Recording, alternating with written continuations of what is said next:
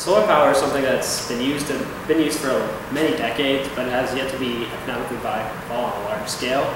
And the kind of solar power we're going to talk about today is something called photovoltaic cells. And basically what a photovoltaic cell does is it takes light from the sun and converts it into electric power.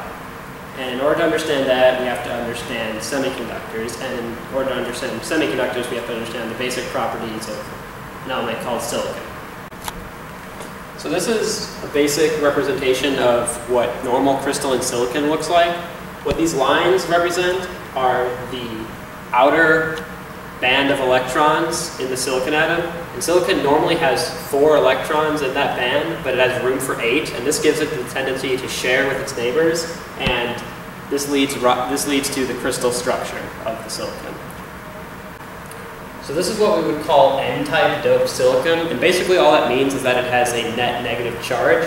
And the way we do that is we introduce an impurity to the crystalline structure, and for N-type we introduce phosphorus, because phosphorus in its outer band has 5 electrons instead of 4, so it still fits into the crystalline structure, but it introduces an extra electron, which is represented right here. And this gives it a net negative charge, and it gives it the ability to have electron flow. So this is what we call P-type doped silicon, and the main difference between N-type silicon is that instead of a phosphorus atom, we introduce a boron impurity, and boron, instead of having 4 or 5 electrons in its outer shell, has only 3. So this makes it have a hole, is what we call it, which is basically a vacancy which represents a positive charge, and that allows us to make a semiconductor when we take the N-type part of the silicon and the P-type part of the silicon, and then we put them together. So what we have here is a PN junction. That's a combination of a P-type and an N-type doped silicon semiconductor. You can notice that the N-type has extra electrons, as Matt pointed out, and the P-type has extra holes. As a result, a gradient is created, causing the electrons to initially flow from the N side to the P side, creating an electron-hole pair. This is what happens when you put them together. This creates an electric field from the N side to the P side. Consequently, a slow voltage develops where the y-axis represents the voltage and the x represents the distance the electron moves. Slowly the voltage increases, but as the gradient flow happens and the gradient then finalizes and all the electrons are here and the holes are there, then the gradient stops and we have something called saturation, which gives us the constant voltage. So what we have here is light interacting with the semiconductor as photons. The photons excite the electrons, giving them some excess energy and thereby setting a reverse electric field.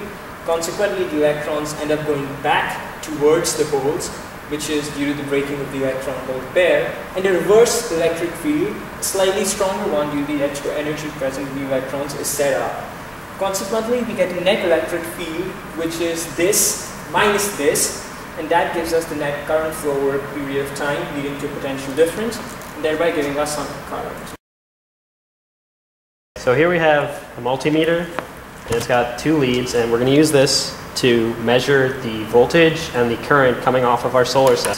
The 2 light sources we're going to use a phone LED, which is this, and we're also going to use a desk lamp.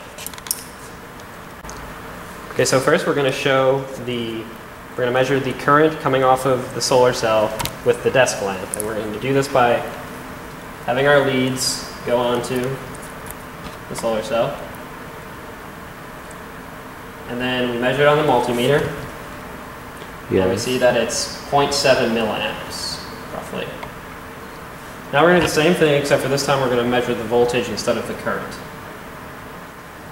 And we see that's at around 1.66 volts. Okay, so this time we're going to be doing the same experiment, except that we're going to be using Matt's phone, which has an LED emitter. So as you can see, the current output is actually much higher. It's around 1.3 milliamperes. Okay, so now we can measure the voltage. As you can see, the potential difference is around 1.75 volts.